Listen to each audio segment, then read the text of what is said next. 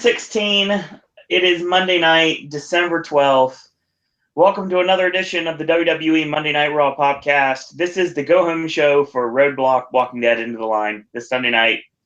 Console Energy Center in Pittsburgh. I know it's another name now. Don't care. And this was live in Philadelphia, Pennsylvania. So interesting thing about Philly, obviously, they have a big-time propensity to go after cheering for the heels and booing the faces, just because that's what you do in Philly. But tonight, I think it kind of warranted it, to be totally honest. This show was basically a one-match show on the surface that turned into an entire show that was an okay build to Roadblock, I guess you could say. But we'll get deeper into that as we progress. So basically, my name is Sir Owen. If you have not known by now, if you're new to the network, welcome. We talk about all things professional wrestling here on Monday and Wednesday, and we cover the pay-per-views as well. And joining me, as always, is Ashley. Yeah, we're getting in the mood. We're getting in the mood. We're rocking along. Hang on. I've got to wait for Tom Petty to say the immortal line. At the end of the line. Nice. That's actually kind of funny. You can see Braun Strowman get fucked up by Sami Zayn. Let's all hope that that's the truth. I should do a cover version. I should do a fucking cover version. I thought you were going to.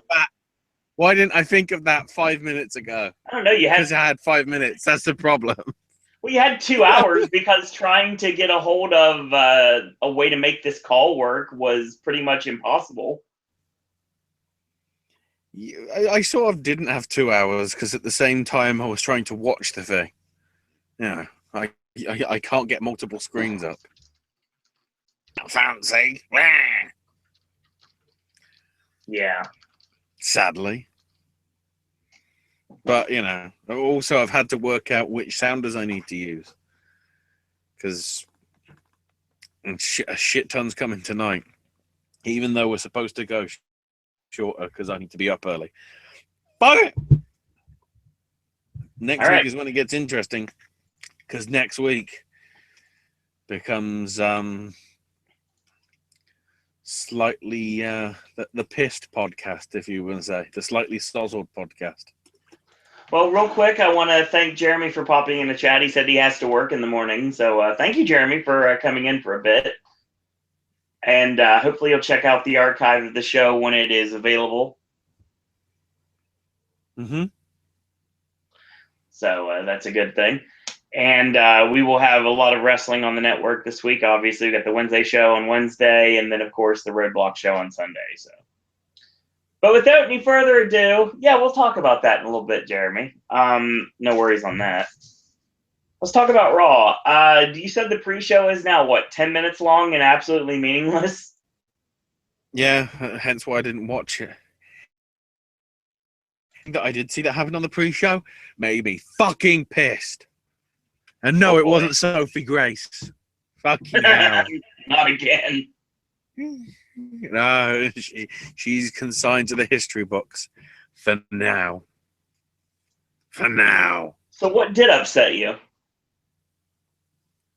We'll get to it because they showed it on the show. Okay, fair point. I'll give you a clue. It involves divas. Take care of yourself, Jeremy. Hope to see you soon and have a good day at work tomorrow. See you, Jeremy. Thanks for, even if it was brief, stopping by. Thank you for popping in. Oh, Philly! Don't you dare be sour. Clap for Adrian and feel the power. Adrian! Oh, perhaps that's what Braun or Rusev were shouting tonight. So New Day come out. You know, say we're 1 day away from equaling Demolition's record. You know, we've even got. I don't know whether I was having some issues with getting the feed properly working on my end. I don't know whether they showed it like during this promo or afterwards when the other teams were making their entrances, but there's literally a backstage bit where they're just preparing for a bloody party. Yeah. Um, They're basically preparing for a victory party. as soon as I saw the giant bowl of Bootios, I knew something was up.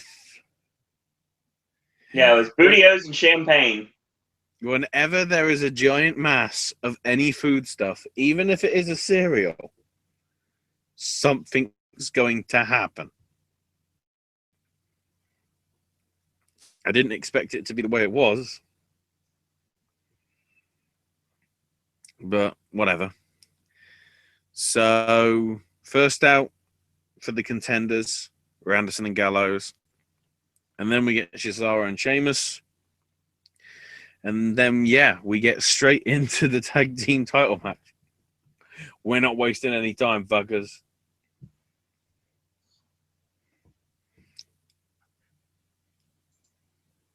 This was solid. Yeah. No surprise here. I wrote in my notes, Ashley, Bootios plus bubbly. Yeah. So heat on Big E for a bit. I like how they hit the standing version of the demolition decapitation on Kofi, and Big E makes a save. They hit the Viano killer on him, and at this point, Cesaro comes in. He gets knocked off the apron. Cody, whoa, wrong gimmick. Kofi hits the 180 springboard drop kick on Gallows. Sheamus tags himself in, tosses Gallows, hits the 10 beats, goes for the Finley roll. He escapes. Power slam. Gallows makes a save. On Gallows, Big E makes a save. Irish Curse backbreaker on Big E, which looks great, by the way. So Sheamus hits a super kick, tagging to Carl Anderson, and they hit the fireman's carry to the big boot off the ropes. Boot of Doom is such a lame name. Don't like it. Hot tag Cesaro, 180 Swiss uppercut to Carl Anderson, and he hit the Tiger Feint kick, which is the 41. I will not call it the Swiss 1-9. That is stupid and lame. Cesaro hits his baby face fire and body press off the top for a near fall, goes for the swing into the shooter, but Sheamus goes in to stop Xavier from getting involved. Big E comes in with the belly-to-belly, gets caught with a Rana. Big E clotheslined over the top by Cesaro, tagging to Sheamus. They had a heart attack brogue kick. Kofi gets trouble in paradise on Sheamus, and Big E holds Cesaro as the New Day win. I've just realised it's not 619, nor is it Swiss 19. It's a tribute to a fallen tag team. It's Chris Hero ain't nothing to fuck with. Coming soon to a company near you. Or so it seems. I'll stick with the 41 for the time being. Because that is the area code for Lucerne, Switzerland. Yes, I did my homework. Solid stuff here. Gallows and Anderson don't come off looking like punks. Cesaro and Sheamus got good shine in this match. Nice hot tag to Sheamus, too. I thought that worked really well. New Day retain. It's just going to be one of those things. We don't know if they're going to break the record or not. They seem like they're in the clear 100%. Well, they were until they decide to have a celebration in the back. We'll get to that momentarily. Solid match. Really well done tag team match. A lot of great action involved. A lot of good false finishes. I really enjoyed that. And right team went over, and I think Cesaro and Sheamus will definitely get another shot at the titles down the line. I think they're the ones who stopped the New Day, and Cesaro is the king of the world as always.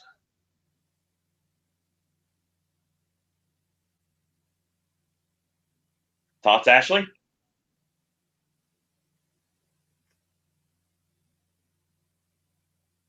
Oh, that's helpful. Hopefully Ashley's not having a technical issue like we had earlier. So apparently we're going to find out later tonight what happens behind closed doors, Rusev and Lana. We get a celebration in the back. The New Day, of course, they have their bootios and bubbly. Oh, God, this. Oh, good, you're back, thankfully. Yeah, so I had to deal with some technological stuff that my parents don't know how to deal with. So, Oh, fair point. Got to do that. So, yeah, Stephanie toasts them, saying, greatest tag team champs of all time. And New Day go crazy. And she gets pissed that she's covered in champagne. Right. And for a minute, I thought the Bootios were going to jizz on her. Just What? ever so slightly. But no, the way she knocked it, it just went over everybody else in the locker room.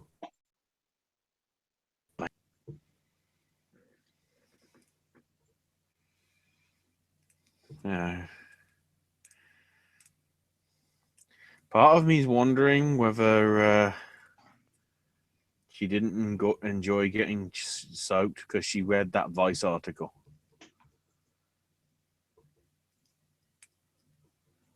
Which I guess we'll get to on Wednesday.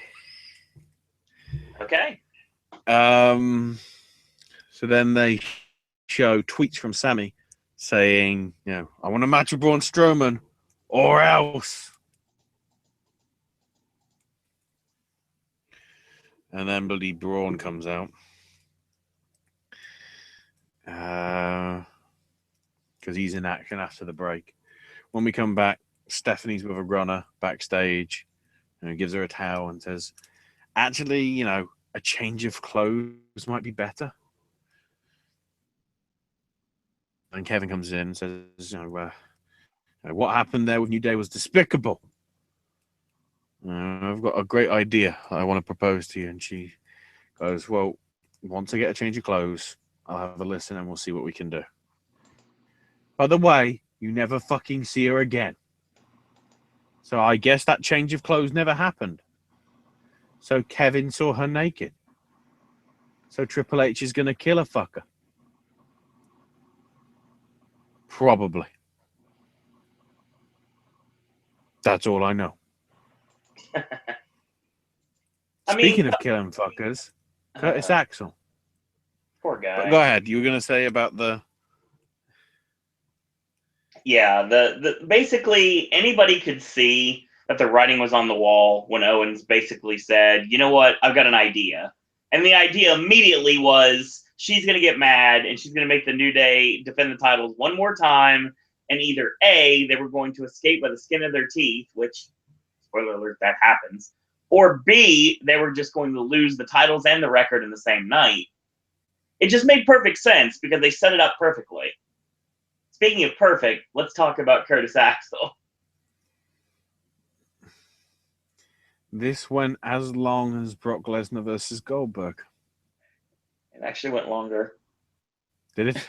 We got times on it? Oh, yeah. No, I don't have times on it, but I can assure you it went longer than it's less. It was less than a minute, but it was more than that.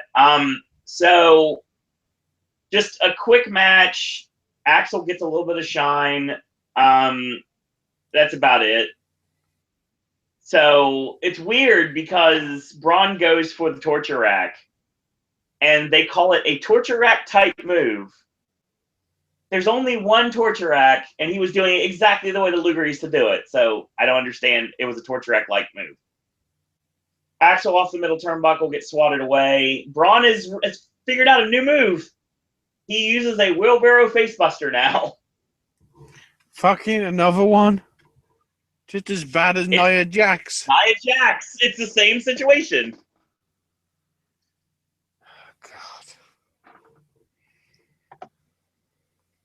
I do like the fact I've just seen this just now, which I guess we'll talk about on Wednesday. Fucking Raphael with the Ninja Turtles got into a fight with Del Rio.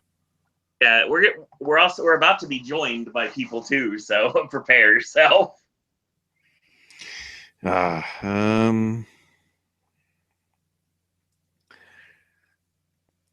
So Braun is being interviewed by Byron in the ring. And Braun's like, I congratulated. And it's like, thanks for fucking this show. And in response to Zayn's tweet, he says, Sammy's just announced Mick against me.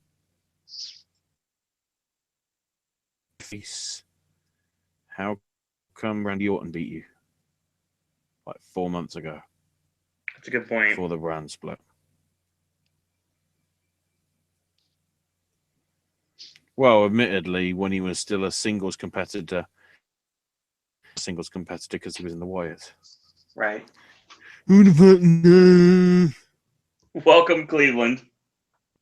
Hey, how y'all doing? Tired? Very tired. Go to sleep. That's kind of impossible when we're doing a show. I got faith in you guys. We all fell asleep on this podcast one time or another. Not when you're the host. I still remember Ashley snoring. Yeah, I told you I was tired. Exactly. This is what happens when 205 is.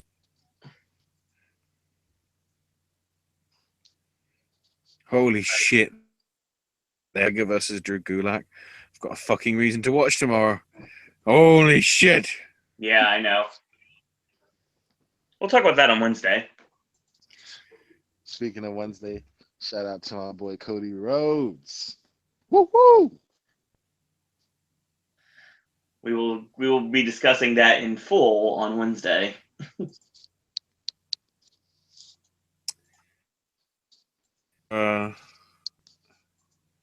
Sammy's backstage with Foley, and he's like clamoring for the rematch. And Foley says, "Look, I can't."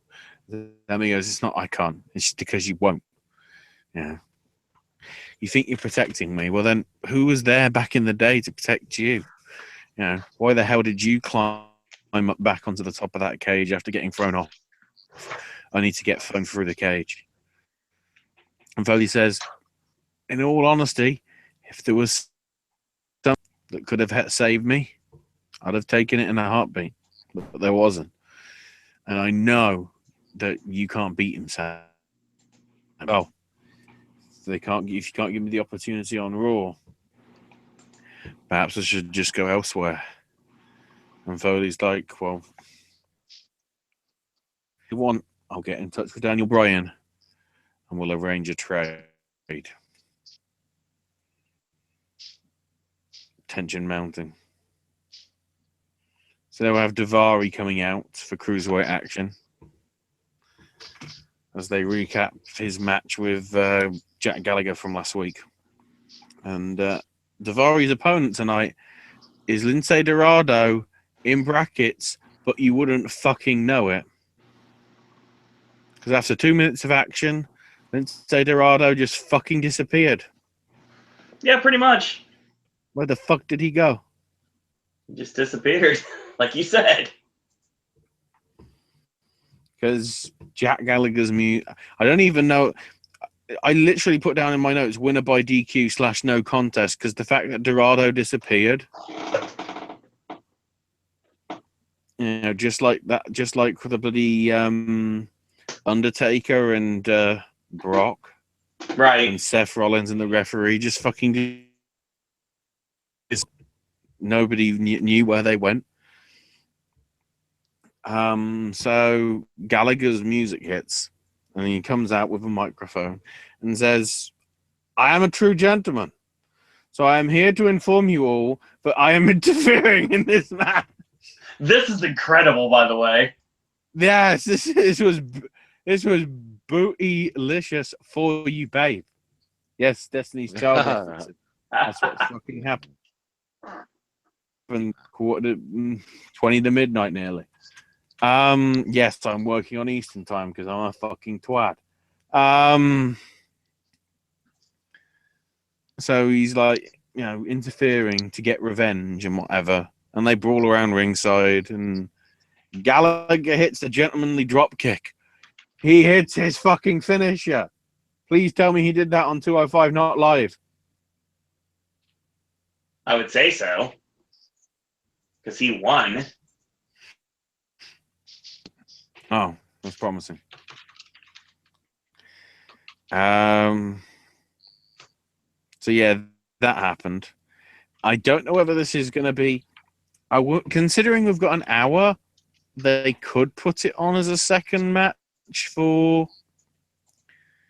They could put it on as a second match during the Roadblock show. I think they might, Possibly. honestly. It could be a pre-show match, actually.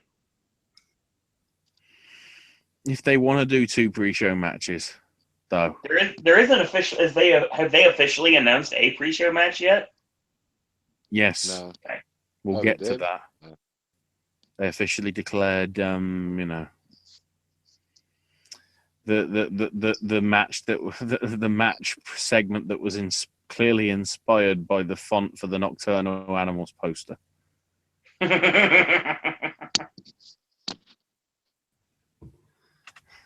Even the way it was framed, it's like, wow, somebody watch that fucking weird opening credit scene. Oh. Well, not exact reference to that, but somebody clearly watched Nocturnal Animals because, I don't know, it felt like it was going to be that. Right. So they then announce on SmackDown tomorrow, we actually get with Ellsworth versus AJ Styles for the WWE title. So I guess AJ isn't injured anymore. Or if he is, we're going to have a new champion tomorrow, kids. Oh, God, I hope they don't do that. Be good for ratings, I guess, though, because they need to blow this Ellsworth thing off, like, soon.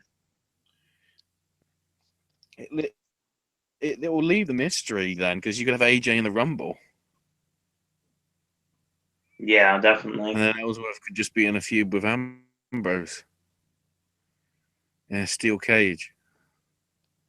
Of slight pain, but no death, was involved in the making of this Royal Rumble.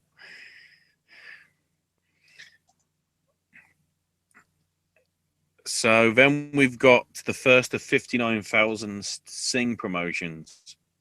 Yeah, WWE was promoted by Sing this time around. It's crazy. Every fucking time. Every fucking break, it was Sing, Sing, Sing, Sing, Sing, Sing, Sing. We get it. Well, I love the fact that, okay, they probably didn't show it on the UK feed, bar probably the actual sponsored clip, which they might not even have shown. That doesn't come out here until end of June, which means it's pretty much going head-to-head with Lego Batman. Oh, wow. Bar a couple of weeks. And, hang on, just because I'm being nosy like that, and because Owen will be interested. Sing promo of the entire night, mainly because to showcase it, it was a classic Sing moment, which it really was, because we go back to 2001 and to the I'm pretty sure this was, I'm not sure whether it was the 2-man power trip or the Invasion era. Or both. Or neither. All I do remember is Stone Cold Steve Austin playing an out-of-tune guitar, singing Kumbaya to Vince McMahon.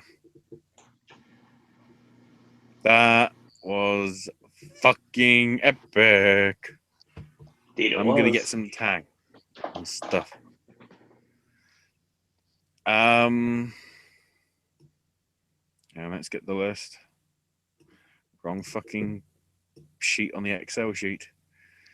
Yeah, Sing's opening a week early, and then that's coming out the same time as like Triple X3 and Lion and Split and Jackie here in the UK. And then when it actually opens, right at the end of January, is the same day as Trainspotting 2.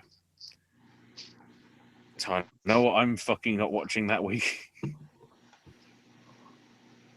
Then again, half those films probably won't be near me because, you know, none of my cinemas around my area have class.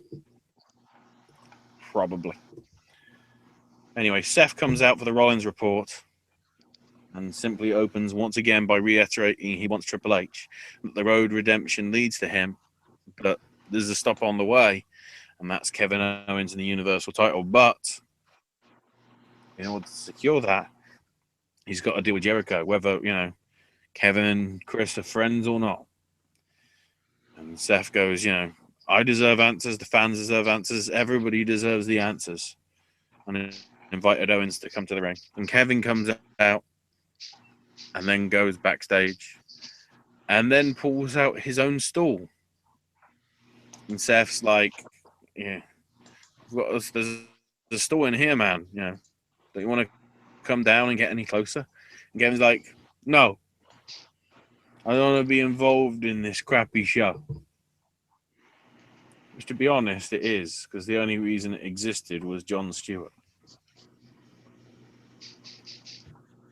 Pretty much. And Slam return this past year, his stock's gone way down.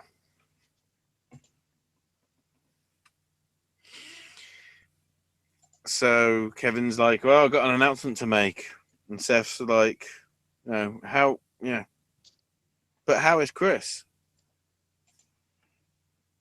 And Kevin's like, don't worry. We'll both have each other's back no matter what. Now, if I had to make my announcement, I wouldn't like you to interrupt.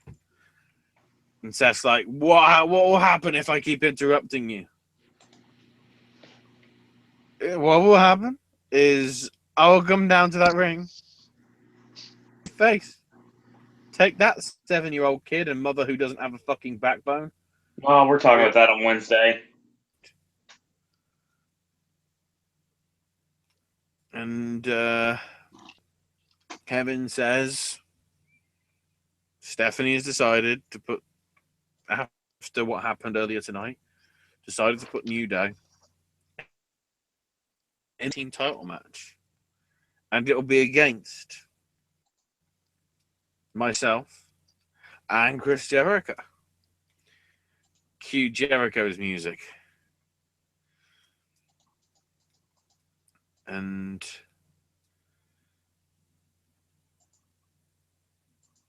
Jericho is just like, Kevin, you got to be crazy.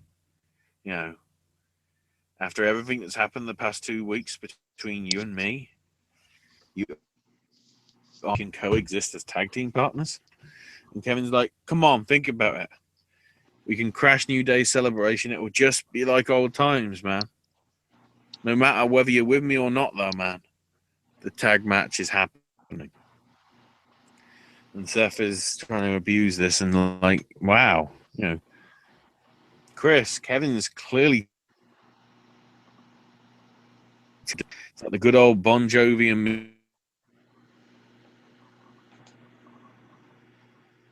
Which I think is ironic because I don't know Owens looks anything like Bob from Fight.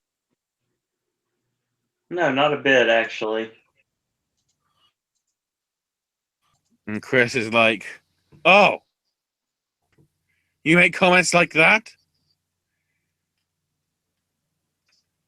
You know what happens? You make, offensive comments like that to me? You know what happens?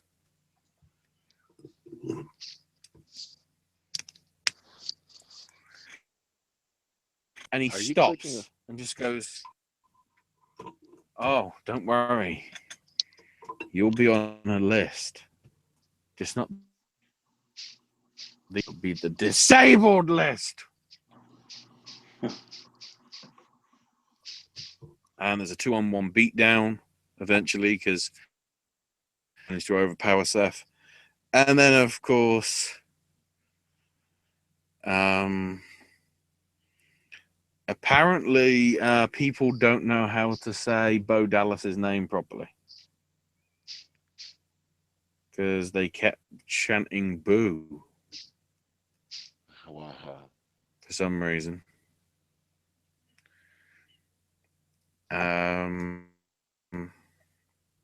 Weirdly enough, when Roman came out, No, and you don't say. Shield sort of made the combined save.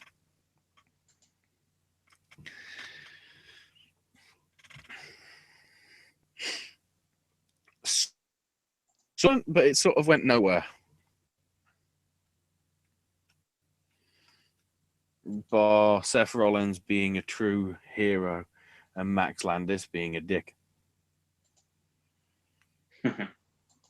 There's a reason why you're a consultant, Matt, and not a writer.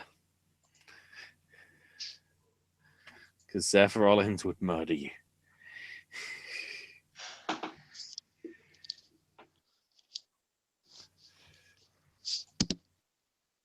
Oh, God. Hang on. I need to get the right sound. Oh, I know where this is headed. Because I just looked at what the next segment was.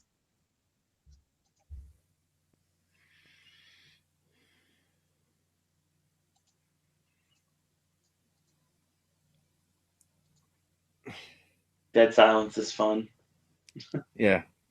Well, I don't. What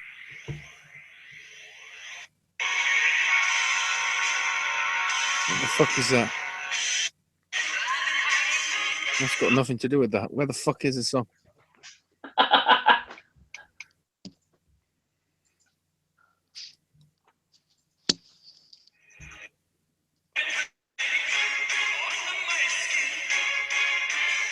Yes.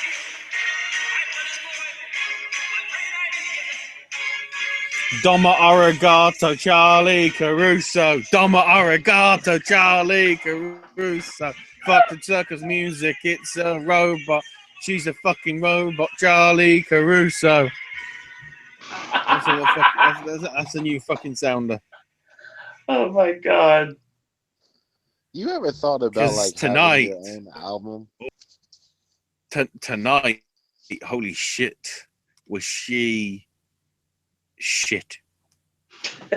Ashley does not like the female interviewers in WWE. Well, a very interesting situation with the tag belts there. But joining me is another champion, the Cruiserweight champion, Rich Swann. The outlandish Rich Swann, because that's been drilled into our heads the last several weeks. No. Outlander's a good show. Don't remind me. I could be watching this. I just bought the first season. I got the bloody codes to get the ultraviolet version, so I could watch it on fucking anything.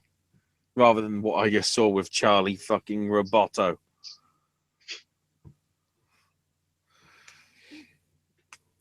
Let's take a look at what happened in the Cruiserweight title match on 205 Live last week. So they show all the shenanigans and how it built into the triple threat. What are your plans leading into this Sunday's triple threat match? And he's just like, come on. Yeah. Lots of people have been trying to challenge me.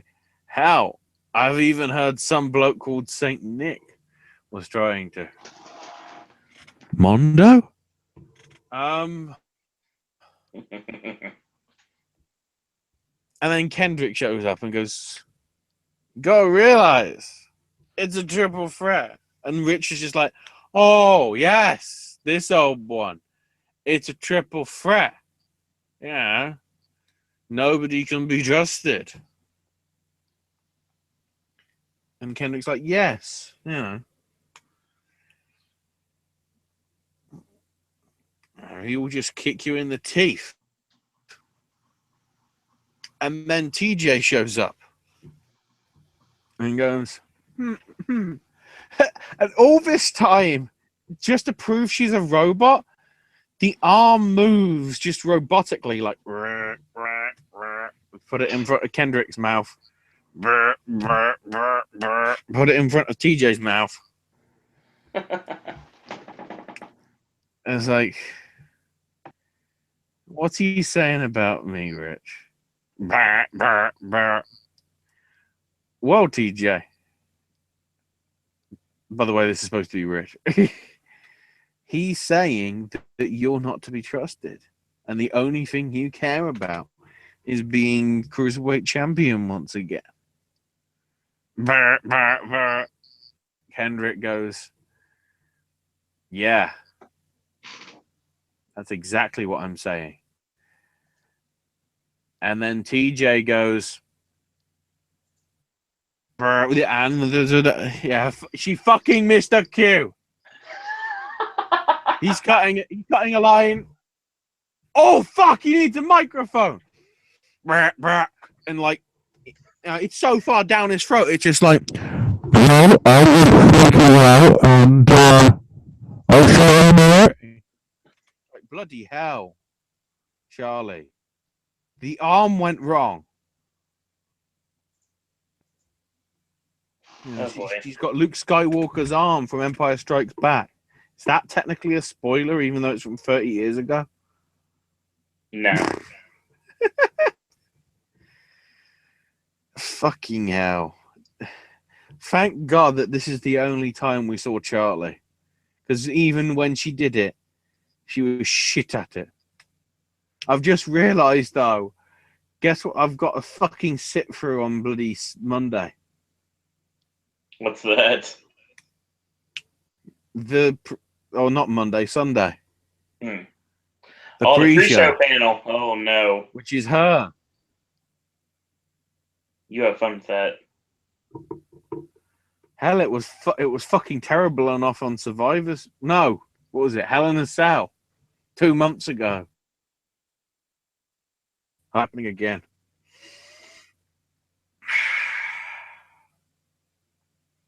Seriously, can we just get Kathy Kelly in? Where is she? She knows how to work a fucking microphone. Do we know where Kathy Kelly is? She disappeared with Lindsay Dorado and that referee and Seth Rollins. Fucking time vortex. She still tweets. Literally, so. WWE must be linked to Doctor Who because people are just disappearing. I buy that. Yeah. Same way that writer left. He got in the time vortex and said, "Hey Vince, I've got a great idea. Let's push the women." Shoot. The thing is, the Perkins Kendrick match was really bloody good. Yeah, it was. But keep in mind, the crowd had sat 2 hours of fucking wrestling. Right. Because not only did they get main event beforehand, they got 205 Not Live tapings. This is correct. Because apparently that's a thing. Yeah. But yeah, this match was very good, as you'd expect from these two. But there wasn't any crowd hype for it because, one, of how long it had been, and two, because I'm pretty sure TJ Perkins' graphics still had him fucking holding the title belt. I think he is. I finally figured it out. Obviously, I'm not a video game guy, and given the fact that you just got a video game segment on this network every single week, I want to know if I'm hearing things or not. I swear to you, I finally have figured out, after all this time, what TJ Perkins music reminds me of. Hang on. Because there's only one song that comes to mind when I hear that.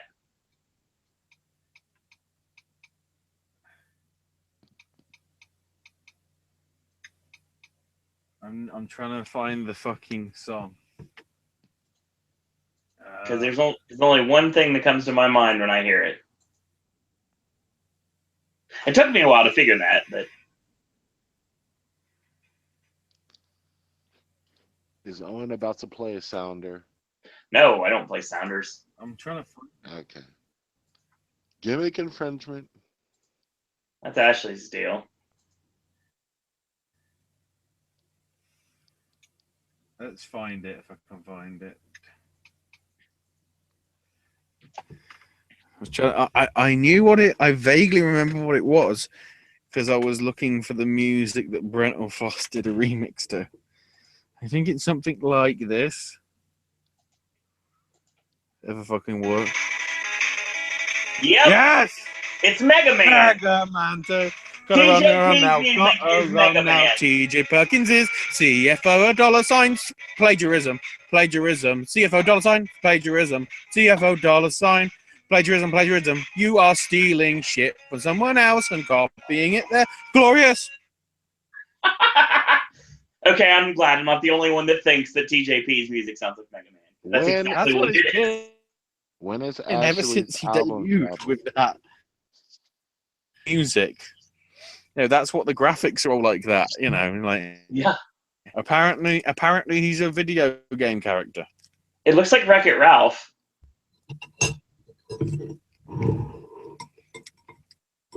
Oh no.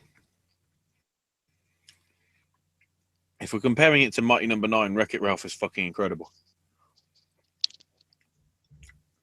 Admittedly, that's not Mega Man, but fuck. So yeah, good stuff in this match. We get the heat.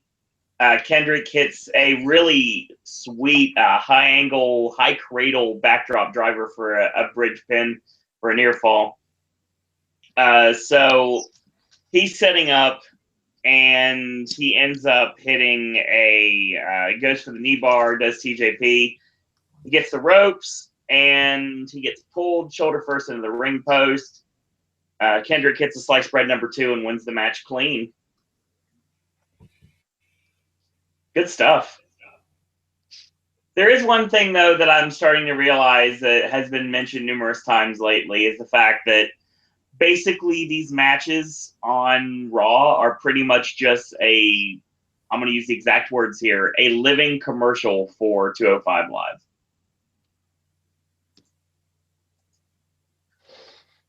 Which is a shame because they're just kind of there. In order to continue the storyline, you just have to watch on Tuesday night. Yeah.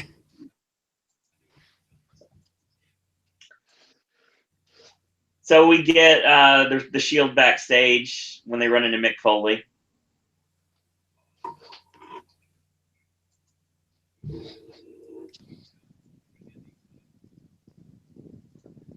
Since Ash is not going to continue, I guess I'm going to. Distracted by Billy Cookie Monster, which is fucking awesome. I'm gonna have to catch that in a minute. Backstage, and Foley saying, you got great tonight. Yeah, I was getting chills about the Shield. No, it's Shield, not chills. I know they sound the same, but there's different thing. And Roman and Seth are just like, Roman's like, come on, we're more focused on Kevin and the Universal title, and Seth's like, yeah. And my own goal was obviously Triple H. I've said that. And Foley said, don't turn a golf. Don't turn an opportunity down when it's given to you.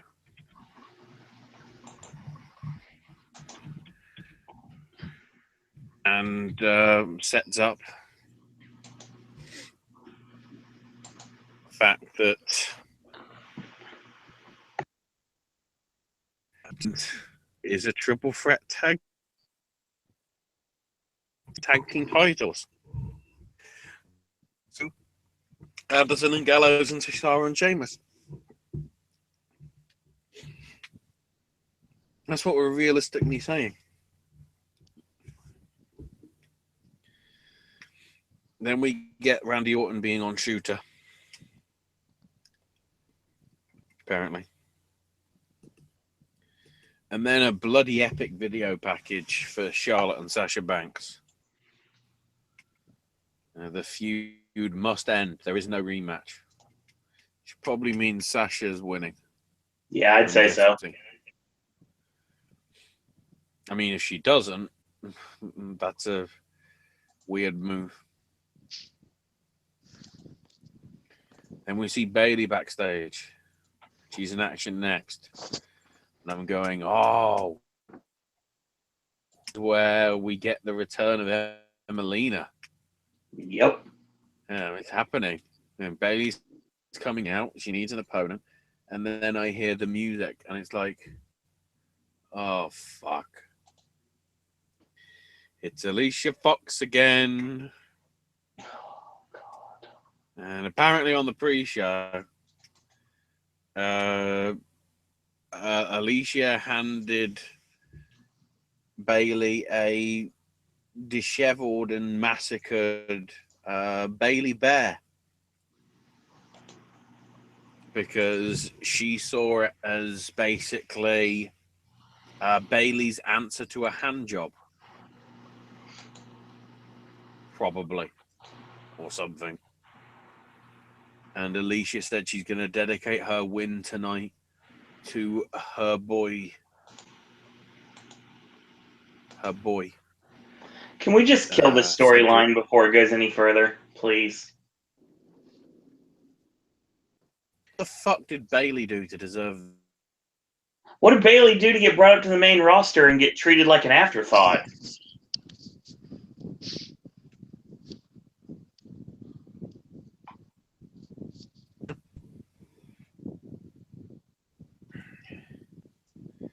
Match happens. Yeah, this not much to talk about here. Bailey wins. Who gives a fuck about this storyline? If this is gonna be a match on like the pre-show or somewhere on the show, no, even on Raw next week, fuck it. Bailey's better than this shit. She should have went to SmackDown. No, she should have stayed on NXT. She should have went to SmackDown.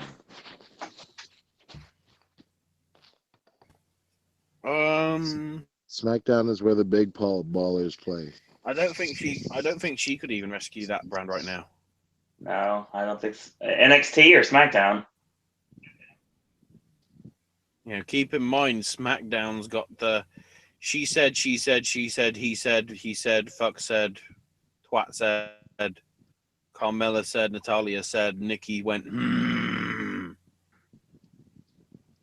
Eva Marie's dead. How do you come up with these things?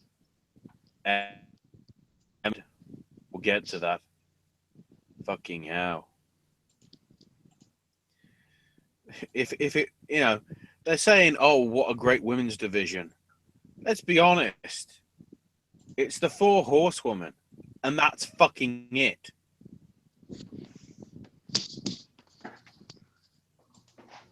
Yeah. We aren't in the days of like, you know, Trish and Lita and Mickey James and Victoria. And who else did we have back in like 06, 07? Molly Holly. Yeah, well, she was gone by then, wasn't she? Yeah, but you're talking about names. Jackie. Yeah, but I'm talking like sort of around that. Beth Phoenix. Beth Phoenix, yeah. You know, hell, even Natalia, Michelle McCool, Layla.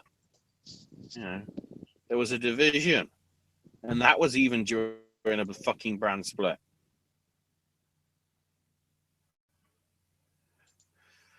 Ugh. And then, mighty time. Lana in camo, because I guess that's the same outfit she's wearing tomorrow for the Troop show. Because let's be honest, Rusev is working the tribute to the Troop show and losing. Hold on real quick. Comment from Pedro Navarro. Bailey deserves more than what she is given. Look at Balor and Owens and Becky and Alexa Bliss. Bailey has become an afterthought, which is a real shame, honestly. Like, She should be. I think after this is over with Charlotte and Sasha, I think the end game here is probably going to be Sasha going heel, and then Bayley and Sasha going to be the program leading into WrestleMania.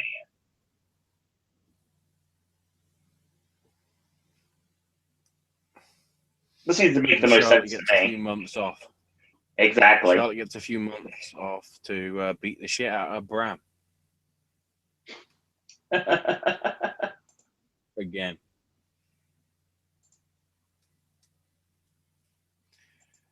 And, Rusev is introduced, and Lana says, how he destroyed Enzo last week. And Rusev says, yes, I have destroyed all of America's heroes put in front of him.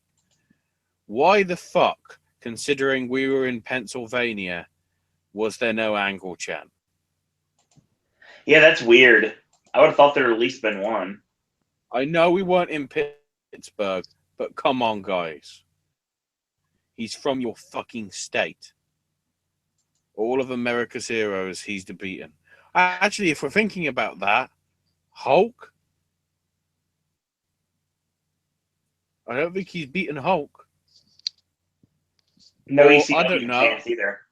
Goldberg? No ECW chance tonight either in Philadelphia. Nobody watched Cage of Death because it wasn't on pay-per-view.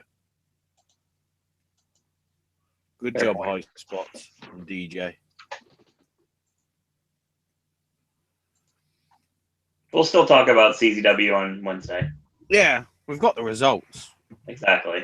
But, it says a lot when more people were fucking interested in Chris Hero versus Dick Togo that night. Well, yeah. But yeah, he's destroyed all of America's heroes, but last week he destroyed an American nobody.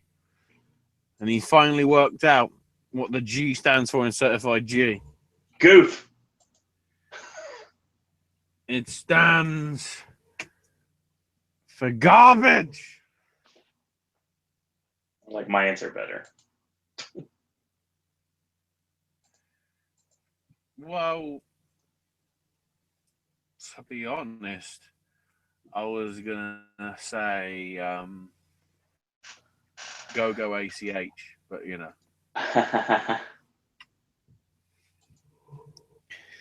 But after last week's beating, he and Lana did their business in the hotel room. And I'm like, they took a fucking shit on his corpse? What the fuck am I? What? Is this some fucking snuff film? This Alpha Dog? I didn't rather liked it. Yeah, just did a Mighty Boosh reference. Fuck you. Yeah, you did. So it's like, kids, this is a bit edgy. You might want to close your eyes. So they show the footage, and it is the beatdown, which the kids saw last week and closed their eyes going, what the fuck is this shit? What are these cunts doing? And it's like, wow, you actually thought that, you didn't see what we do, behind closed doors? And you're like, God, you are so gullible. In which case, why did you fucking line for them to put in a graphic Nocturnal Animals style?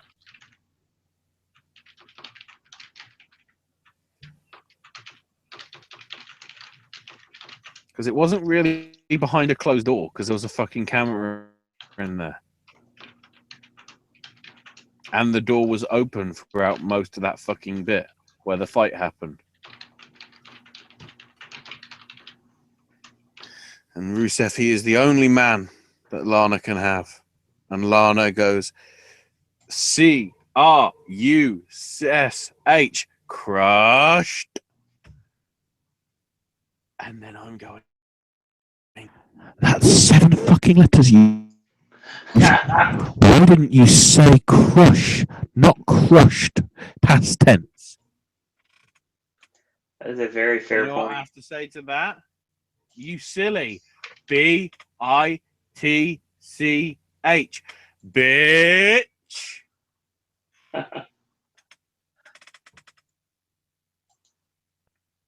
And then Cass comes out. Some reason, stupid cunt on the soundboard kept playing Cass's fucking music for about 4 minutes. Was he New Jack? Oh,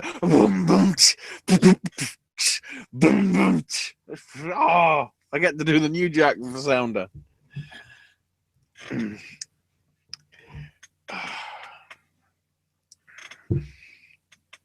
So yeah. I'm not Enzo. I'm willing to stand up and fight for my buddy.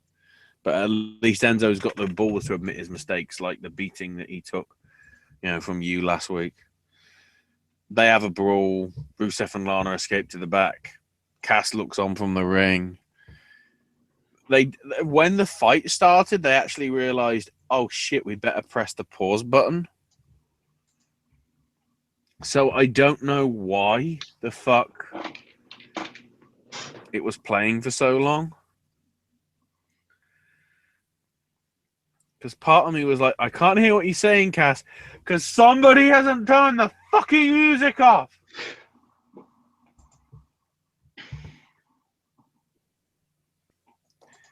Bloody hell. Then we got Kevin and Chris backstage. Kevin not happy with Foley, making their tag match now a triple threat tag. And says, we'll reign supreme. We'll be tag champs and universal champs over Seth. I'll get my victory over Roman, and we'll, both be in each other's corners, and the friendship will be mended. And Chris is like, one step at a time, man. One step at a time. After tonight, when we've got the tag champs or the tag belts, we'll see what happens.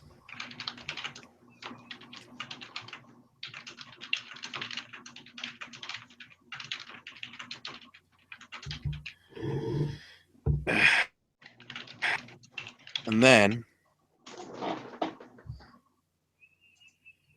we get the graphics for Emelina, and I'm like, oh yes, Emelina is gonna be getting her entrance now.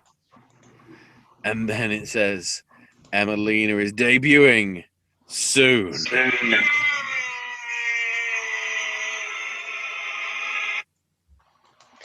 If, as a Halloween Horror Nights updater, the word soon is the most horrible word in the English language, or any language. I think they realized they didn't have enough time, so they just pushed it back another week. Well, no, she'll debut after Roadblock next week. I thought last week it did say next week. I'm not positive, but I almost thought that it says Emelina is coming next week. Part of me is thinking she's challenging Sasha. That's possible, but I don't know if they'll go that route or not.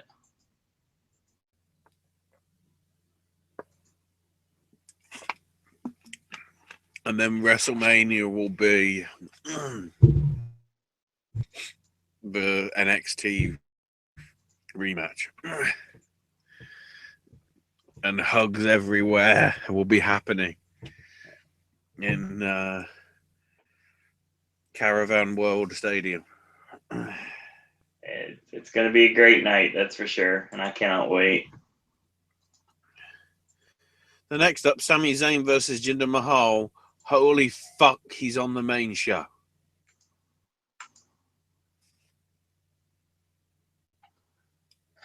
I mean, Jinder is very underrated. He's solid in the ring, and he had a decent match with Sami. But obviously, this was all about the setup for the storyline.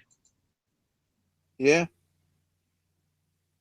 Like, obviously, this ends with the normal stuff. Heat on Sami. and he hit him in the head a couple of times, hit some knee strikes, and he comes off the ropes, a big knee drop to the face, but he eats a clothesline, the exploder into the buckle, the haluva kick, and then match over. But the storyline here was Mick Foley coming out after the match was over.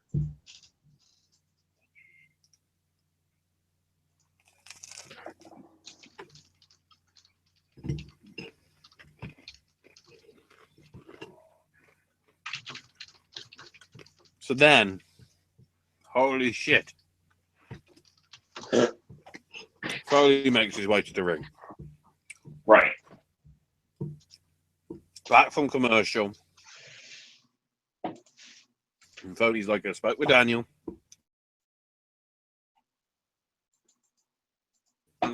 If you just sign the paperwork and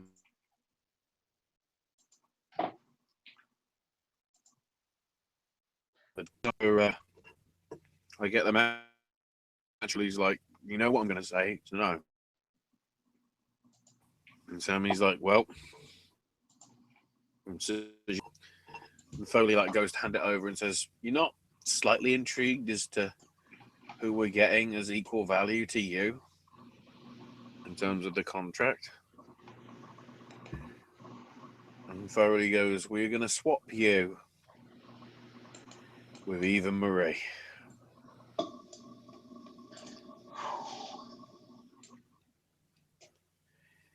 And Sammy goes, Mick, I'm better than 100 Eva.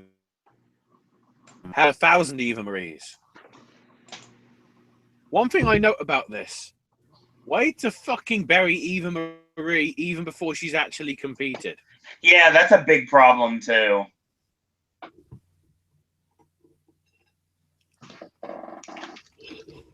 You know, the only reason she got fucked over the last time is because of drugs. Right. Because was it 30 days or 60 days? It might have been 60 days. Because I remember Jonathan went to Twitter and basically she had to stop him from talking. Yeah.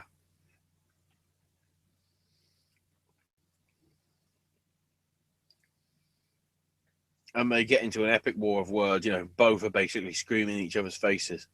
Oh, it was incredible. And Foley was like, do you want it? And Sammy's like, I was like, you know, part of me was going, kids, shield your eyes. Somebody's about to get their eye poked out. A la bloody King Lear.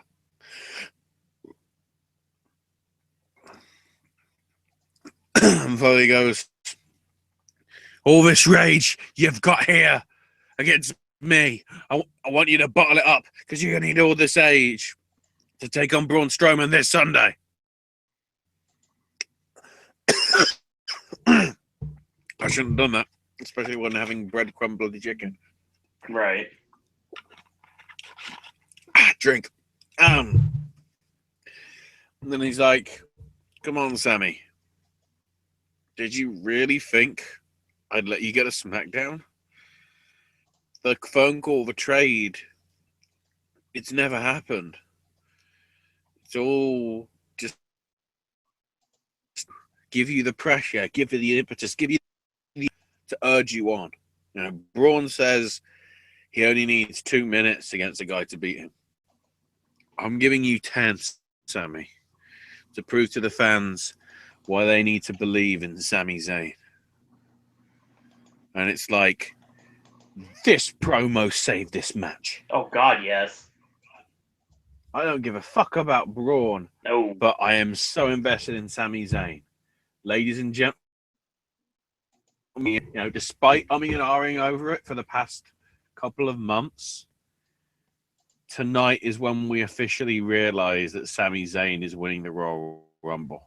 We've been saying it on this network for a long time, and we were, far as I know, we're the first people to say it.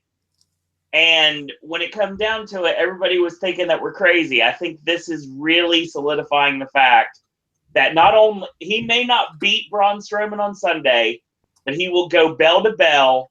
He will drop Braun Strowman once with the haluva kick. He'll use like 4 of them, and he'll make him fall, which will get a huge pop. And he may lose, but he's going to go down fighting. And come the Royal Rumble, Sami Zayn's winning, and I still think it's going to be Zayn and Owens at WrestleMania for the Universal Championship. And I've been saying this for almost a year now. Now, Ashley, you're thinking on the same token that when Zayn wins, he's going to challenge AJ, which we win either way, honestly. Yeah. I honestly don't know whether he'd stay on the brand or not. I guess it just depends, because they could have got him off the show. It depends how they want it. Because let's be honest, there's no fucker on SmackDown right now. Nope. All there is AJ and Dean, and that's it. Because Cena ain't going to be around. And they ruined We'll Dolph. get to that in a minute, because fucking stole this weekend.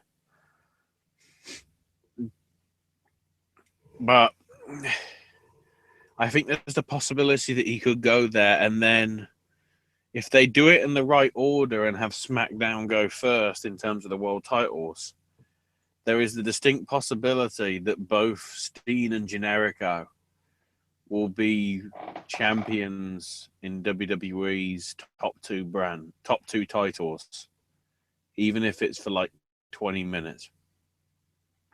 I still want them to go against each other. Where in those Orlando. fuckers were 6 years ago, stealing the fucking show at Final Battle 2010. Yep. The Mask versus Korea match that they had. Oh, God, yes. Which was bloody incredible. In more ways than one.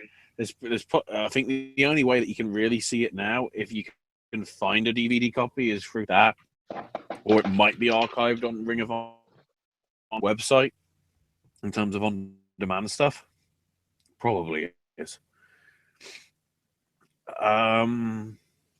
In essence, that is sort of your akin to the WrestleMania 20 spot with the BEM. Obviously it won't be publicly.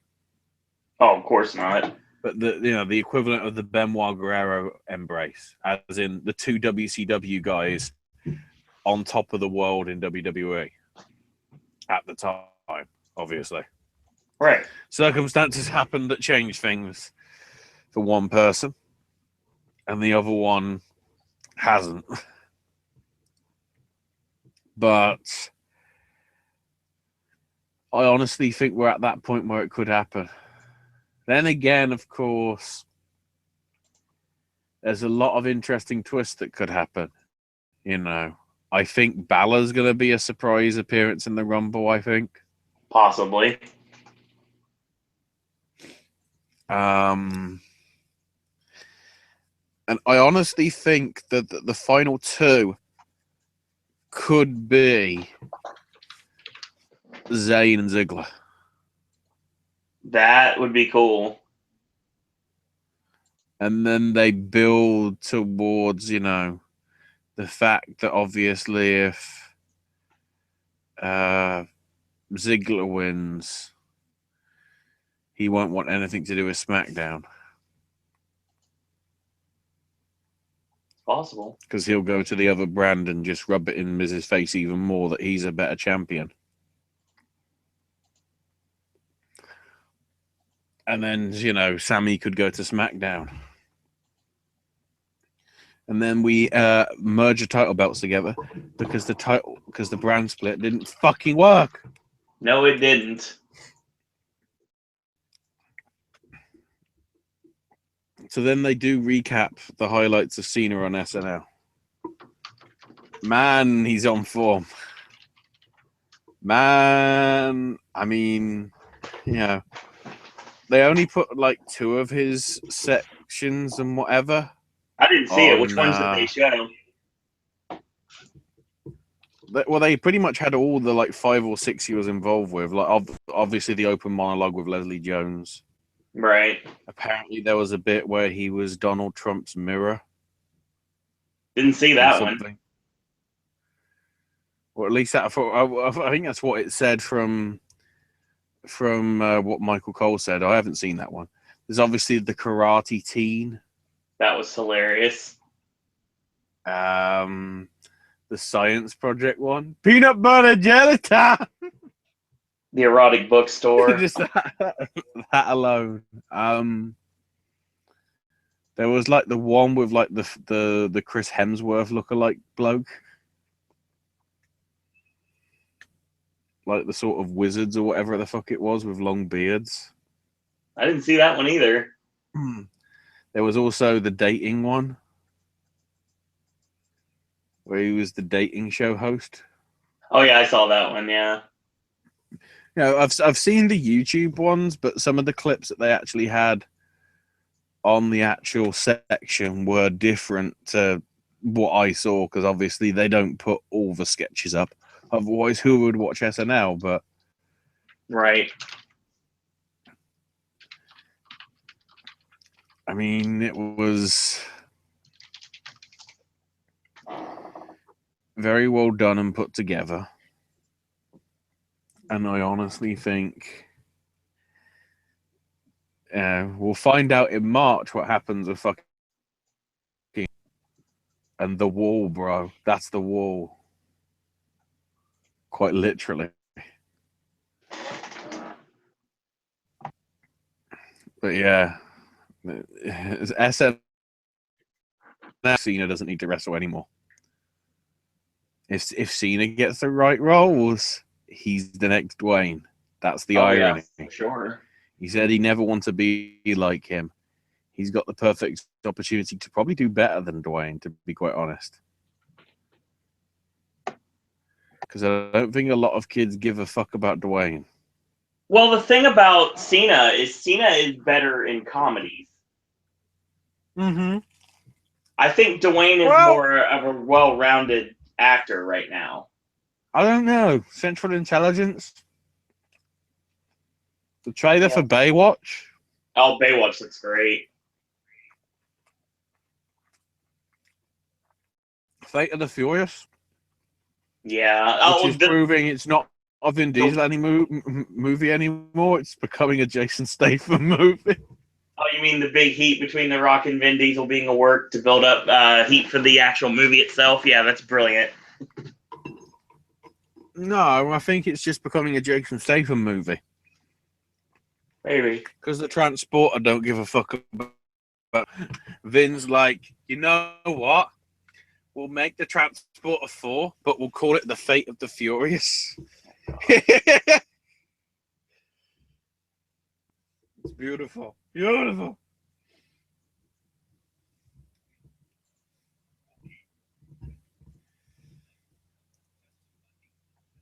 Okay. Main event time.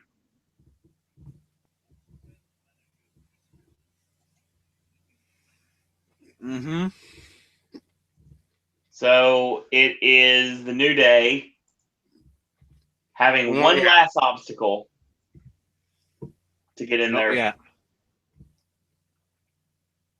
Because they did announce for the pre-show on Roadblock, End of the Line. Didn't see hear that. Cass versus Rusev. Oh, God, I was hoping they wouldn't do that. And now, people of America, because you're watching it for free because it's on YouTube. So if you're not in America, fuck off. And then, yeah, your main event. So, yeah, New Day worked twice. Well, let's be honest, Big E worked twice. Yeah, Big E worked twice. Because Xavier managed to get to be in the main event. Which was interesting. But I approve. This phenomenal match. New Day, one last obstacle to tie the record held by Demolition. They have to get past The Shield and Jericho. Back together for one night only. So much great stuff in this match. As I breathe, because I know this is going to take a bit. We come back to commercial break. And Owens has the chin lock at 10:54 on Xavier Woods. When he breaks the hold, he hits a standing somersault leg drop locks the chin lock back on. Owens ends up decking Roman. Goes for the senton. He misses. Hot tag Big E. Tag in Jericho. 2 overhead belly-to-belly suplexes and a straight belly-to-belly. Rollins tags himself in after Big E hits the big splash. Rollins low bridges Big E and Big E clotheslines Jericho over the top. Tope to Jericho on the outside. Tosses him in. Tope to Big E on the outside. Springboard knee strike to Jericho. Roman comes in, and Jericho goes for the code breaker, gets caught, and sit out powerbomb 1-2 and a kick out. Superman punch to Owens, knocks him off the ring apron. Jericho rolls him up 1-2, tries to steal it, only gets a 2 count. Double leg goes for the walls, gets countered. Tagging Xavier Woods, hits a high kick, goes up top, and he walks the rope and hits an elbow drop on Roman for a near fall. Roman nails Xavier with the right hand. Xavier follows back with a forearm, hits a rolling elbow, comes off the ropes, gets caught, and wheelbarrowed. Rollins comes off the top with a knee strike. Looked great, by the way. Hits Owens with the Avada Kedavra. Seth ends up going up top with the frog splash, gets crotched by Jericho. Seth eats the cannonball in the opposite corner. Lion salt to Xavier. Jericho gets the cover 1-2 and a kick out. So 2 chops, comes off the ropes, double leg, Xavier into the walls, gets countered, small package 1-2 and a kick out. He misses the charge and backdrop on the outside. Back in the ring, Jericho and Owens hit a pop-up codebreaker combination and really innovative save here.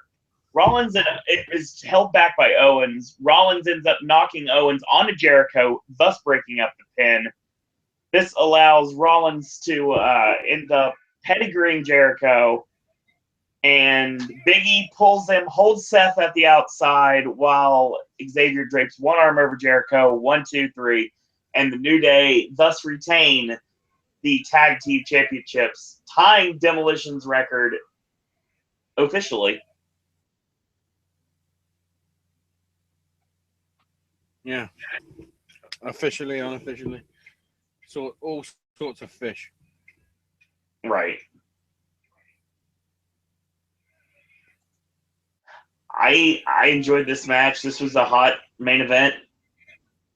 If you want to, obviously the build up here was Owens and Jericho being forced to team together again, and then the Shield getting involved obviously makes sense given the fact that Rollins and Roman are Jericho and Owens' opponents on Sunday for Roadblock. So everybody wins here. And after the match is over, Owens and Jericho argue. Jericho basically says, fine, this is over, but you might want to turn around. And you can hear the crowd booing. And Roman hits the spear on Owens, leaves him laying, raises both titles in the air, and that's how we fade to black. Thus, telegraphing Owens retaining on Sunday, thankfully.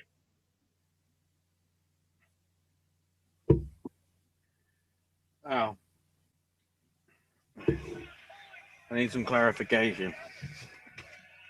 That move that Kevin Owens does when he rolls into the person in the corner of a turnbuckle. Yeah, it's Cannonball. Nah, you got to do it right.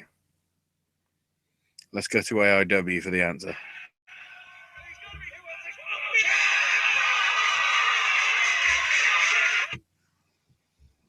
You got to always say it like that. Fair point. It's like the Nigel. You drag it. Cannonball!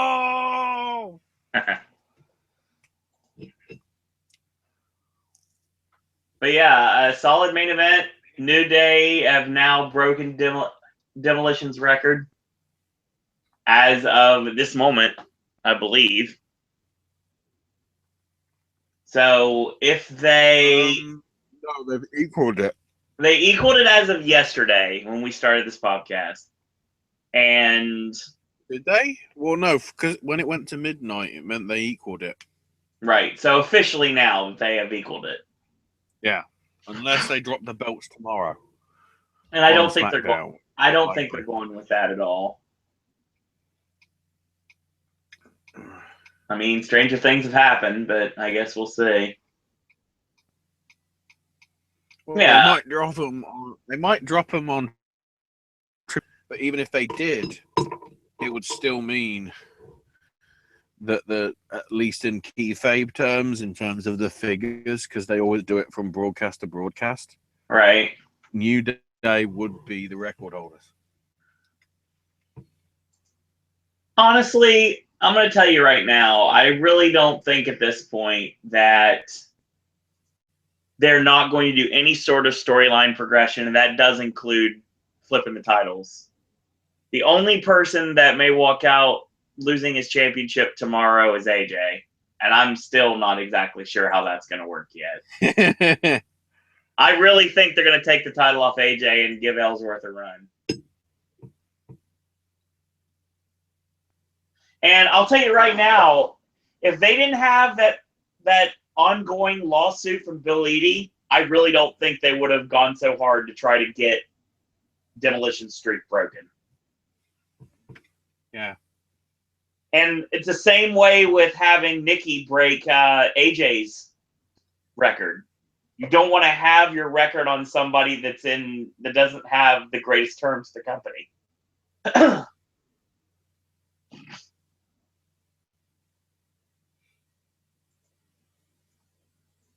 So Pretty much. yeah. And now we move on to see where we're going from here. Yep. Be interesting to where we progress to. I agree. And I think on that note, that might be our show. Yep. Pedro did have a point here. He's been commenting here. Oh, welcome, Acer. Pedro said, unless Dean screws it up.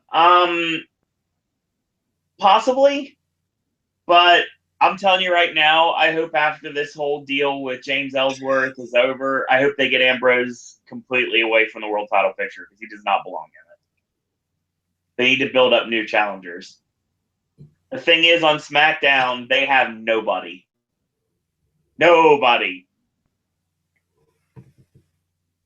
The only person that you could put in that position, like that has been built up, has a title, so you'd have to have him drop his title first. Like, there is nobody on SmackDown. Acer says, those 2 triple threat tag matches for the Raw tag titles featuring New Day were great. Everybody gave it their all, no doubt. Once again, knowing that they're trying to break Demolition's record, I do think it's hilarious that Gallows and Anderson were using a standing version of the decapitation. Yeah. Ambrose may have too many title shot opportunities. Maybe have him move down to Intercontinental title feud with The Miz would be superb. I think Ambrose just needs to stay out of the title picture completely right now. Get him completely away from it. For a split second tonight, I thought, oh, fuck, are we doing Sami Zayn versus The Miz as a feud now? See, the first thing that popped into my mind was either his contract was going to say, I'll give you an Intercontinental title match against The Miz, or you can face Braun Strowman. Your choice. I'm giving you a golden opportunity at a title to beat a guy you've already beat before, so almost guaranteeing you're going to be a champion again, or you get to face Braun Strowman in a lose-lose situation. But they didn't go that route. And when they said, I have somebody in mind... The great thing you could have done then is, considering we've got an Interbrand pay-per-view in January, you are correct, is have Miz come over and give Sami Zayn a participation certificate. You know, for taking on Braun Strowman, but not winning, nor losing, but participating. Miz can start giving out participation awards. I think that's another thing you can add to his character. Yeah. I think, honestly, when this is all said and done, I think The Miz should be feuding with, not necessarily feuding with, but like not a long-term program, but maybe a short-term program with James Ellsworth.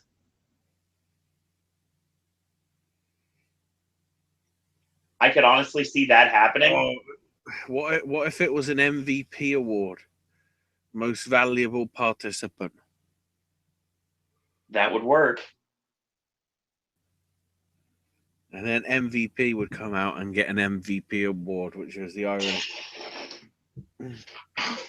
Because only one man would dare say the N word on live television, and that'd be MVP. That's a very good point. Well, I guess Booker T as well, but you know. Who's apparently running for office next year. If only I knew who the mayor of Houston was, could have just gone, Mayor such and such, we coming for you.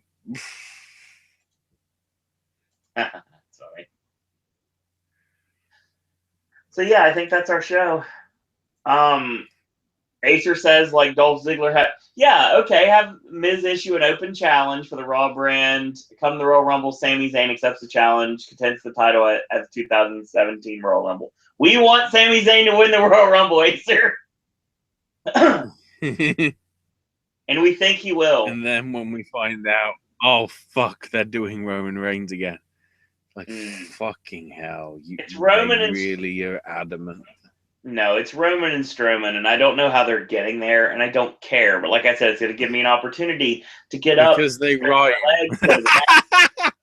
Get up, stretch my legs, get a Pepsi, go to the bathroom. Sounds good on the poster. Oh, no, Roman versus Strowman. No, it doesn't sound good at all. Yeah, I think that's our show. Just be thankful we've got nobody. Just be thankful we've got nobody against Irma Bunt. God. Yeah, on a Magic Secret Service reference there. Boom. Sammy can not only work the Match Intercontinental title, but also compete in the Rumble. I mean, I guess they could possibly do that, but I mean, I think that if Zayn does, when he competes in the Rumble, and hopefully when he wins the Rumble, I don't know necessarily if he's going to have a match that night or not. Because don't forget, the Royal Rumble normally doesn't have very many matches.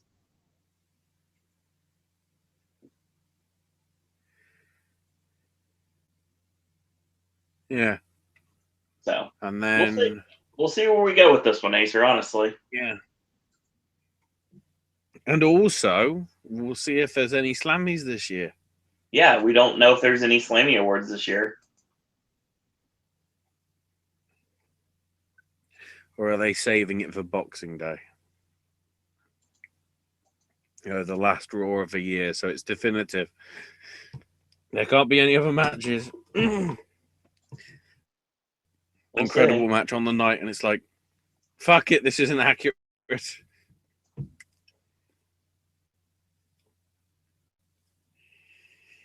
So we'll see. No. I guess the problem with the Slammies is some of them would be SmackDown related, wouldn't they? Yeah. And they can't do a cross-brand show.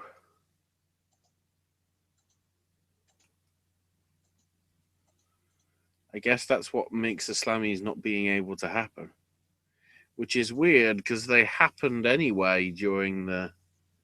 I'm pretty sure they happened, like, during the brand split, if the first time. I think. Anyway. Possibly. Let's see what happens. Let's see what gets announced on that. In terms... Actually, let's have a look. Let's see if they've got the schedule up on the network for what's set to go down Sunday or not. They may not have, because they're idiots. Very true. Oh, it's back with fucking... No! Oh, what? Is there a fucking savior? Is there a fucking god? Holy shit. Young. I have no idea what Ashley's talking about. Holy. It might be. Is it good? going through properly now, or is it still broken? It's very broken.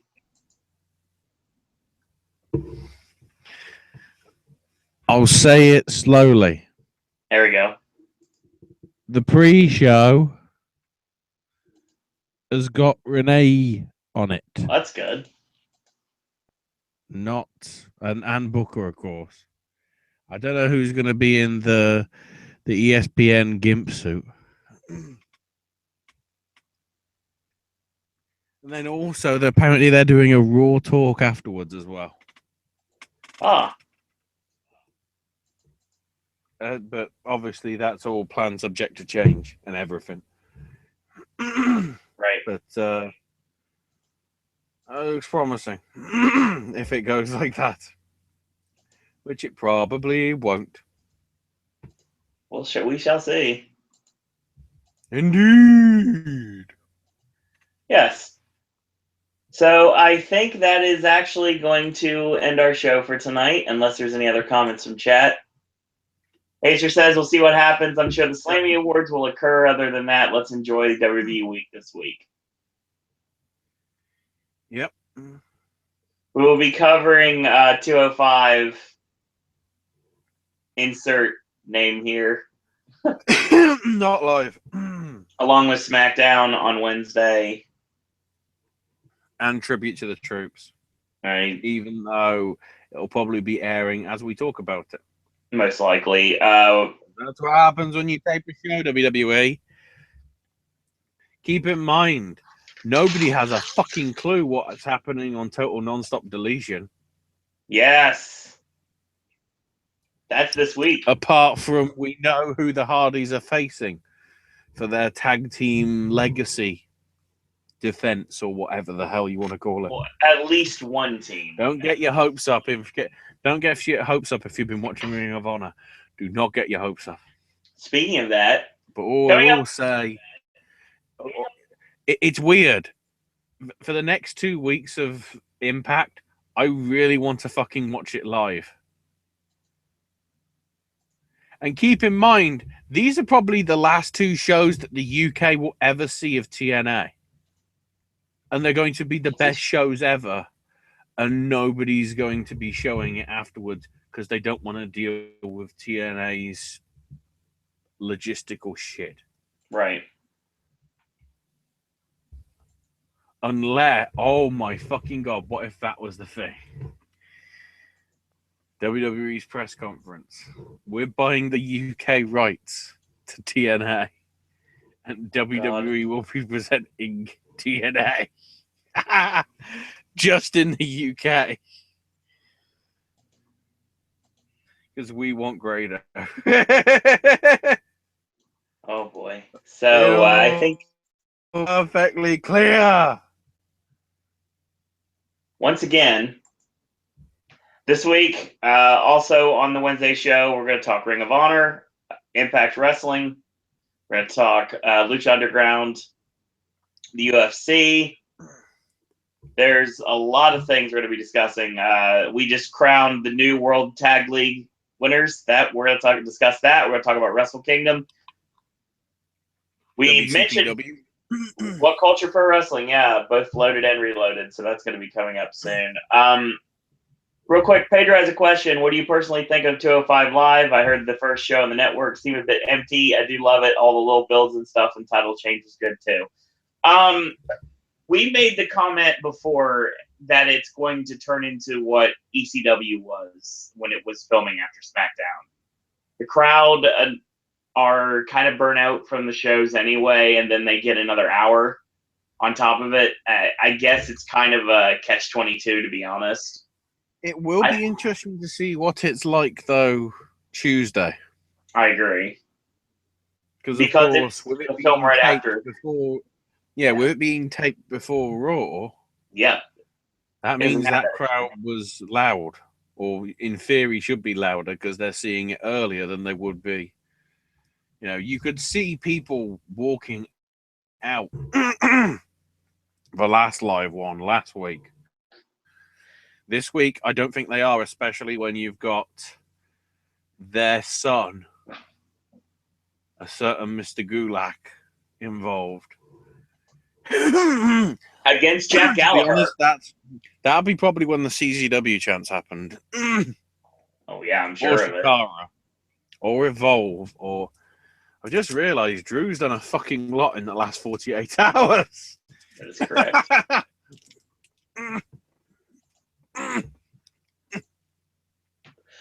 Do you think it should have been for SmackDown? It's kind of like I said. It's kind of a win-lose situation here because you have the division itself on Raw, and then you film 205 Live on SmackDown. So that gives both talents, the talents that are working in the Cruiserweight division, they get two shows instead of just having to work one. Where they could probably make it really easy, then either A, film 205 Live on Monday before Raw, which I think makes more sense, or B, they could just continue the path they're on anyway. I mean, I don't mind the show. I think that they're starting to build some storylines. They're building the storyline right now with Daivari and Jack Gallagher. I think that works really well. Obviously, there's a big sort of collusion going on with Brian Kendrick, Rich Swann, and TJ Perkins. So they've got that storyline building. Obviously, there's more superstars that are going to be coming in very soon. Austin Aries versus the World. I love every second of that. I cannot wait till Austin Aries comes back and they put Aries and Swan in the ring. Aries takes the title and then everyone's chasing a double. I think that's exactly the direction we're going. Okay, Acer has some commentary for you. Ashley's going to go in his rants probably. Total nonstop Ashley Leishon, like Sophie Grace and Charlie Caruso. No. I might actually like nonstop deletion. I can't wait for it. Yeah. Raw and SmackDown should be Renee, Booker, and Peter Rosenberg. No. They don't need... Rosenberg can stay for the SmackDown stuff. There needs to be somebody else of significance to, like, hype people up. Right. Isn't drunk like Lita. I mean, I'm trying to think. The live 205 shows are good if you want a high pumped up crowd, so you have them taped either before Raw or SmackDown. I think it makes more sense to tape it before a live show because that way your crowd is already into it. The only issue is if you tape before, you also run the risk of not everybody being in your building yet. Yeah, but half of those people would be on SmackDown will be there just to see Orton. Yeah, that's true. And once he's done, some people actually do walk out because it's like, that's all they paid their money for. They don't give a fuck about the rest of the show. So if they did an angle where he was only on the first bit and was never seen again, they'd leave. Yeah, probably. It's like if you said Cena was gonna be on SmackDown tomorrow, making some major announcement about his career at the end of the show. Let's say they weren't doing tribute to the troops tapings after SmackDown, Okay. or before SmackDown, or both, and they just did 205 Live afterwards. Those fans would stay in their fucking seats. They would not leave. Because they're there for Cena and they're there for Orton. They're there for the two faces that run the place. Sorry, AJ, but, you're the champ that runs the camp. We don't need to be reminded about Camp WWE, thanks. That had so much promise, and then they just decided to do 5 episodes and went fuck all with the rest of it. Yeah, it's a shame. Which is weird because it got such good reviews. And was well received, but they haven't bothered to do any fucking more of them.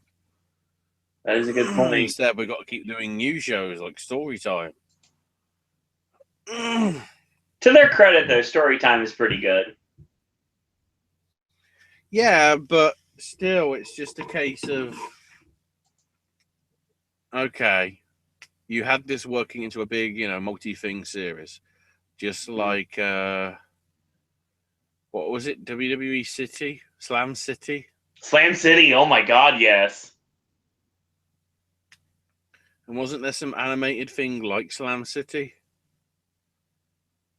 that I did a few years back? Well, there's the stuff with the crossovers with Scooby Doo. Yeah, I thought it was something else though. I don't mean like the Flintstone stuff either. I thought it was like shorts or thing. Clearly not. Yeah. Slam City wore shorts. Slam City had a DVD release over here. Yeah, but it was done with shorts. Yeah. At the beginning, at least.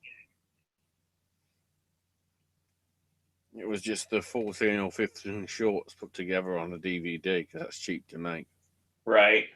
And people were gullible enough to buy it. Except me, because I can't find a copy cheap enough that's worth it.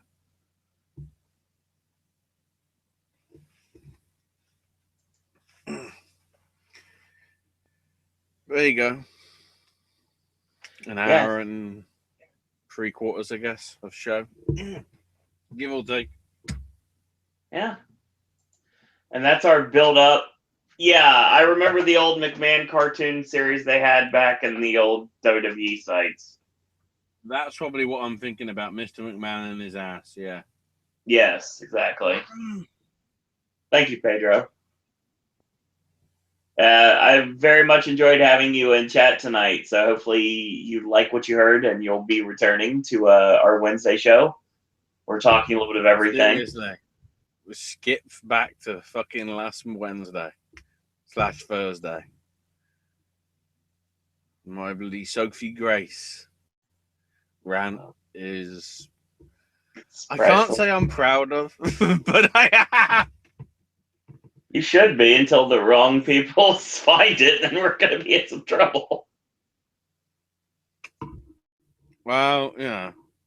It was clearly done in jest. I don't actually mean harm on the girl. Yeah. She'll do that by herself when she makes wrong mistakes in her life, which is going to happen to anybody. Right. Yeah.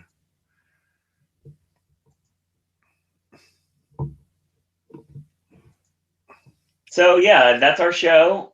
Once again, want to thank Pedro Navarro for being in chat.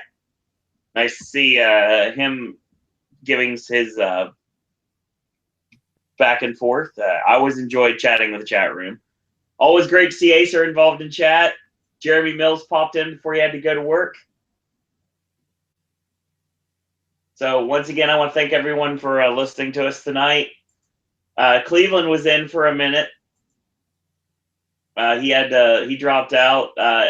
There was someone else who was going to join us tonight, and I did send a call, but apparently I just didn't work out. So no worries there. So you can follow along. Here we go. Acer says animated series from WWE Network were Slam City, Camp WWE, and Storytime. Yeah, thank you to Ethan for joining us a little bit ago as well, right at the very beginning of the show. So, yeah, I think that's our show tonight. Follow along with Cleveland on Twitter at ControCleve and his YouTube channel, Cleveland Henry. Scott will be back next week. Check him out, Great Traveling Scott, GR8TRVLN Scott. And a link to his channel is going to be in the description bar as well. And Ashley. Find me on Twitter, Ash is my name, UK. That's a gaming with Ash up with no description because I'm too lazy and too busy with bloody seeing. I would say award potential films, but considering how neither Birth of a Nation or Snowden got any recognition, they have no shot. But I might as well sit for considering it'll probably be the first Oliver Stone movie I've ever seen in the cinema. Oh, nice. And also the first film I've seen by a acquitted rapist that isn't all it's hyped up to be, according to the reviews. Fair point. Like I said, links to everybody's Twitter feeds and their YouTube channels are going to be in the description bar below. And once again, if you are liking what you're hearing, then show your support by clicking like on our Facebook fan page at Popcast Network. Follow us on Twitter at Popcast Network. Check out our official merchandise available at Zazzle. That's at Popcast Network. And we have a Patreon. If you really want to show support, that's located at Popcast Network as well. Follow me on Twitter at Siro and Disney. And basically a lot of cool things coming for this week. Quick programming note. So it is now Tuesday. Tomorrow, of course, will be the Wednesday Wrestling Podcast, 9 p.m. Ashley and myself talking all things from the world of wrestling. We mentioned all the things we're going to be discussing on that. And on Thursday, the return of Sip and Snack. Friday is up in the air right now because we may be getting more than just Collateral Beauty and Rogue One. If that is the case, then we may be flipping Versus and Sip and Snack this week. So stay tuned for more information on that. Stay tuned for some more videos from the Popcast Network. We got a lot of good content coming very soon. And probably some Halloween Horror Nights 27 podcasts, again, coming soon. If you haven't yet checked out Raw from last week or the Wednesday podcast from last week, our TLC podcast or Ring of Honor Final Battle podcast, or the Halloween Horror Nights 27 Wishful Thinking podcast, all of them are currently available right here on the Popcast Network. So that being said, in a world where there are a billion wrestling podcasts, we're very pleased that once more tonight you have chosen a Popcast. I want to thank everyone for watching. Thanks, everyone, for listening. And until tomorrow, boys and girls, that's all we got to say about that. Okay, seriously, why has nobody put the Chris Hero Ain't Nothing to Fuck With chant on YouTube? Damn it!